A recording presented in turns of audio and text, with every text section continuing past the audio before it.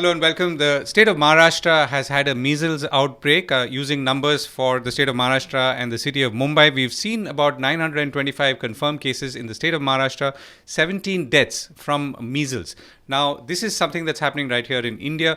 In China, the government is finally relaxing or says it's relaxing the zero COVID rules, which means that people now have the ability to quarantine at home if they have a mild case of COVID and if they have an infection, of course.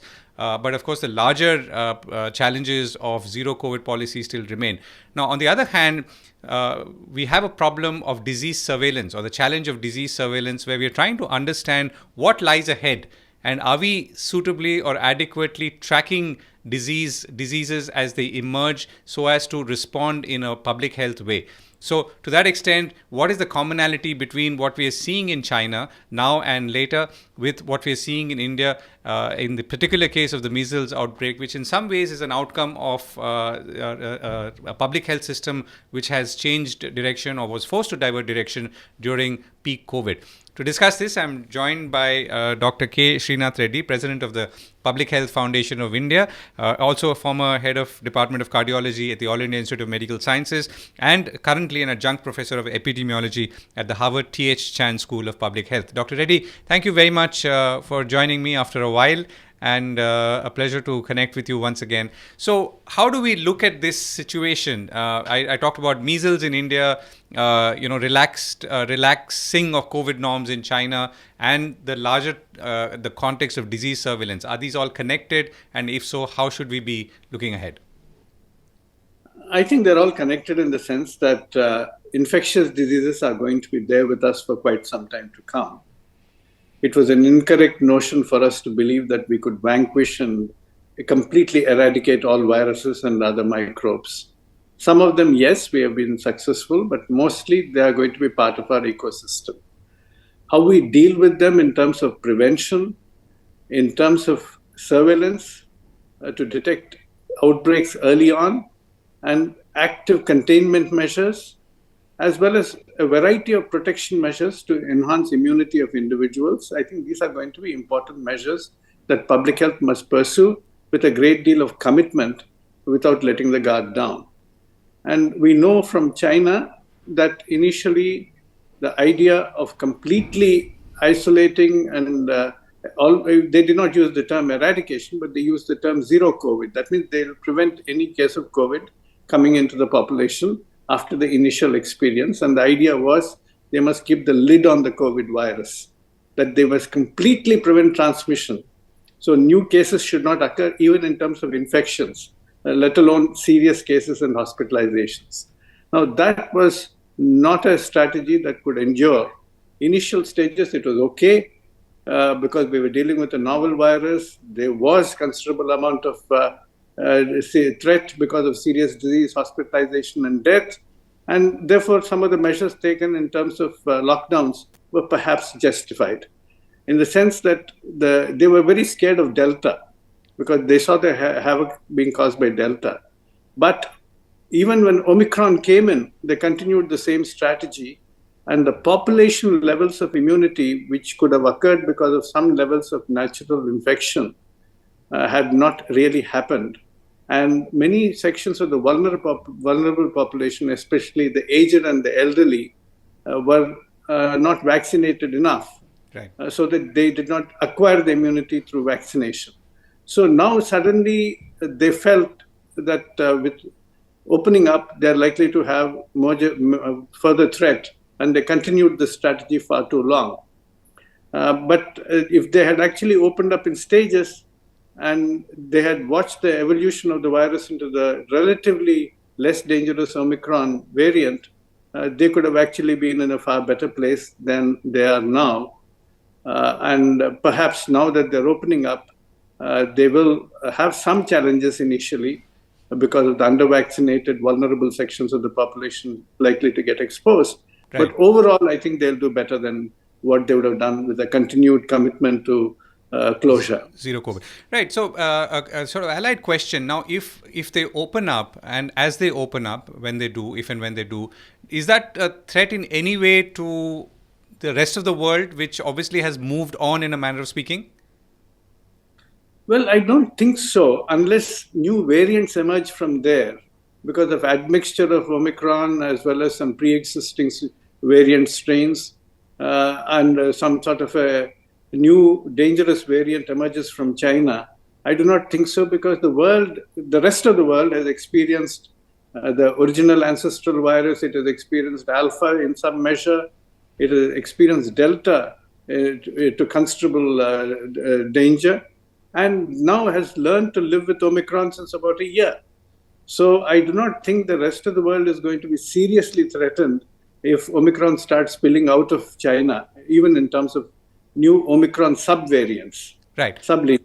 Right, and just to also refresh the memory of everyone who's watching this, this would also be because, let's say, in countries like India, we are either enjoying a very high level of vaccination or we have developed a high level of immunity. Would that be correct?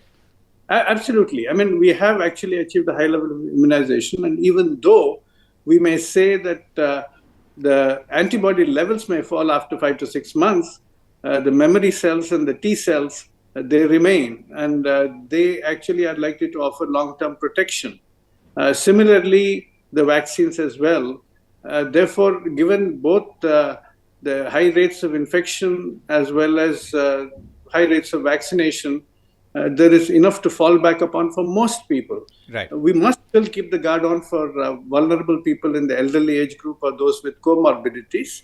But we also need to ensure that such people are not only dependent on vaccines, but also use appropriate measures like masks if they're going into crowded, ill-ventilated places. Right, and I'm going to come to measles and surveillance in a bit, but just to come back to India, now most people, I mean, anecdotally or otherwise, have stopped after the third vaccine, and some cases have stopped after the second one or the second dose. Now, what does that mean vis-a-vis our current state of immunity, considering that for the third dose also is now almost 6 months to a year behind? Well, at the moment, I think the government is watching the scene and trying to gauge the evidence. But speaking for myself, let me put it this way. The protection that we are trying to get from vaccines is against severe disease, hospitalization, and death. Because now it is abundantly clear that the vaccines, even the new versions, do not prevent transmission of the virus if you're exposed. You get exposed to a person with that virus and you're not wearing a mask, you're likely to get infected. But the vaccine prevents you from getting severely ill. Now, you have people who are reasonably immune from prior exposure to vaccine or infection, and they're unlikely to get severely ill. Young people are unlikely to get severely ill. So the only people who are likely to benefit by way of prevention of severe illness on exposure to the virus are the elderly and the persons with comorbidities. They probably might benefit from a booster dose or a additional dose now that the previous immunity is waning.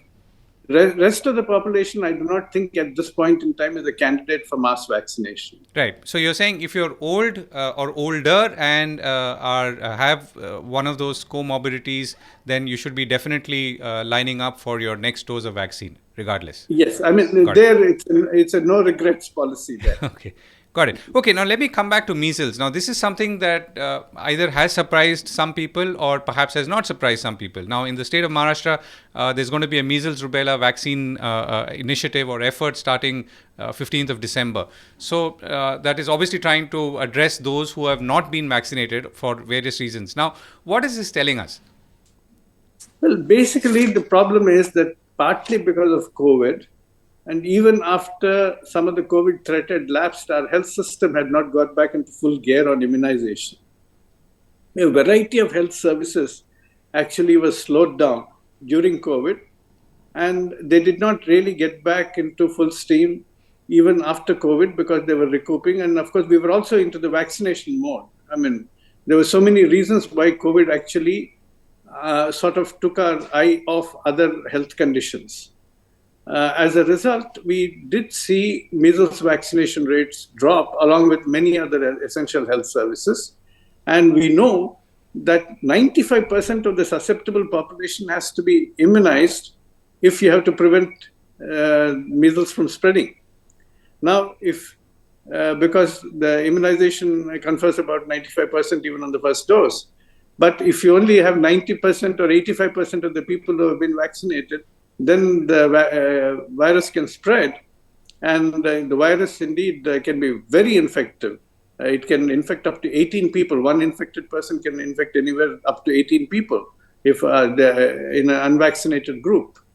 Therefore, it's a natural consequence of the slippage in the vaccination rates, either because of some sections of the population refusing to get the children vaccinated, Right. as in Kerala, or in other places because the health system itself has moved to a slower gear. So, as we stand here today, or say, what do you feel is still hidden? What are we not seeing because of both these reasons? I think one is the fact that, as you said, the health systems have had to divert their attention elsewhere. And secondly, because of either hesitancy or resistance by people to other forms, other vaccines, or alertness of other diseases. Well, I think now our systems are getting back into gear. The fact that we are able to detect these cases, even though all the cases may not be reported upon because the surveillance systems may not have picked up all the cases. Nevertheless, the fact that these outbreaks are being reported upon, and there's a fairly ready response now in terms of increasing the immunization, giving even supplementary immunization doses, and getting the reporting systems fairly active. I think our response is fairly strong at the moment. But this is because right now we are sensing that there is a problem and which could mount if neglected. But I think we need our overall disease surveillance programs to be greatly strengthened. And unfortunately, what has happened is we have several issues here. We have had data flows in our surveillance programs, starting from the district level, going up to the state level and to the central level. And then the information after analysis flows back to the state and to the district for action. And there's so much of a delay in that process. What you require is a much more prompt response. Because if you're really talking about what surveillance means, surveillance is data collection for action. Here you're having data collection, but you're not getting the action promptly done. So I think what you require is both horizontal and vertical integration of data dissemination. That means while the data must flow to the center, you must have the data being shared rapidly at the local level, at the block level if possible, or the PHC level, and the district and the state level for ready action. Now that kind of integration is being facilitated or being contemplated through digital technologies now.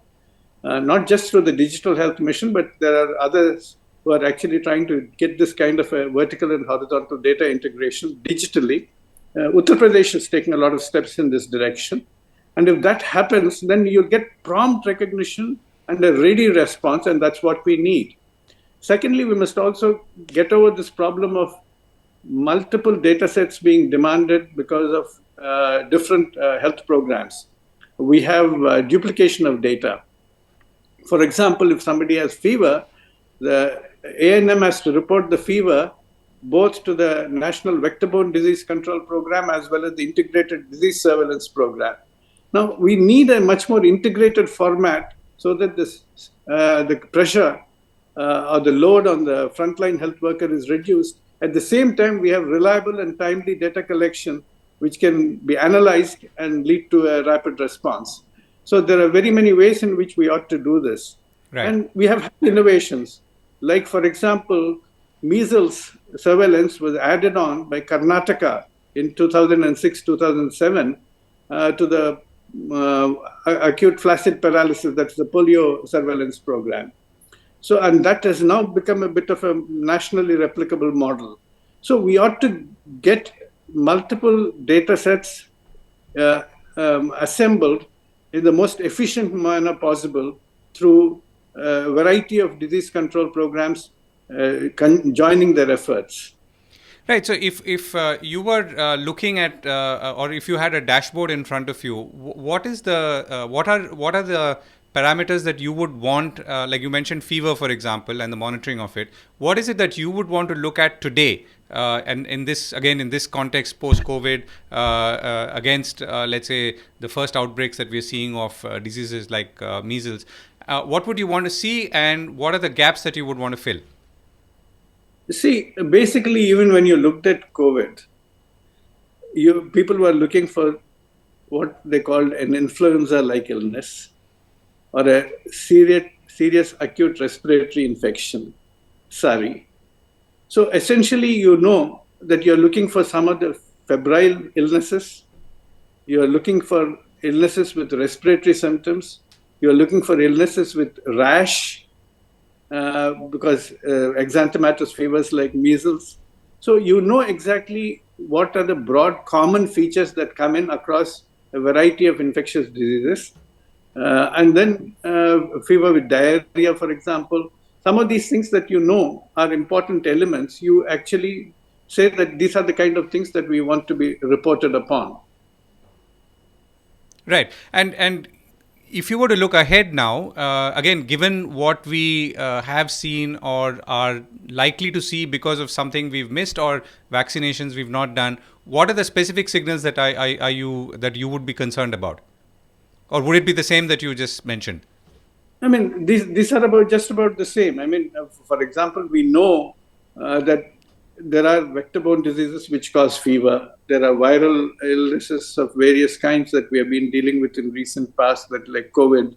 So there are a number of common features which act as alerts, and there are some distinctive features which help us distinguish between them.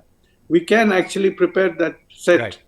say, okay, this is how we must proceed, and have diagnostic algorithms assembled along with the data reporting systems. Right. So you did describe to some extent what the disease surveillance system today looks like and the multiplicity of it in some cases. Now, if we were to, let's say, build on that further, either at a consolidated national level or regional levels, what's the kind of blueprint that comes to your mind? Well, basically, as I said, surveillance has to be most efficiently done at the local level in terms of accurate and timely data collection, as well as data analysis for early response action. Now, obviously, everything cannot be decided upon at Delhi level. It has to be done at the local level as well. So that is why we need efficient data collection systems, but also analysis to be done at multiple levels. And the moment we can cut short that, as I said, with both horizontal and vertical integration of data through digital systems, will be much more efficient. Having said that, there is also a health workforce element. You need people in the front line to be trained. You need a variety of other technical people, the virologists and others, to be trained. And then you need field epidemiologists. You had a field epidemiology training program, which is being run, which is absolutely essential for people to be trained in that. But even where people have been trained, they have not been necessarily retained in those positions. You know, the kind of transfer systems that take place in states, somebody who is a trained field epidemiologist is thrown somewhere else, and actually the field work that is required for infectious disease control suffers. So we need much better manpower planning, both in terms of numbers and skills, but also in terms of committed deployment in the most efficient manner. Amongst the many public health challenges we face, and depending on how you stack it up, would you say that spotting surveillance of infectious diseases would be at the top, or where would it be in the hierarchy? Well, even though we are seeing other diseases like non-communicable diseases coming up, cardiovascular diseases and diabetes and others coming up, the immediate acute threat to a population in terms of a major epidemic outbreak is because of infectious diseases. Others too require surveillance of other sorts. I mean, people would like to know whether hypertension rates are increasing or not increasing, and what's happening in terms of tobacco consumption and so on.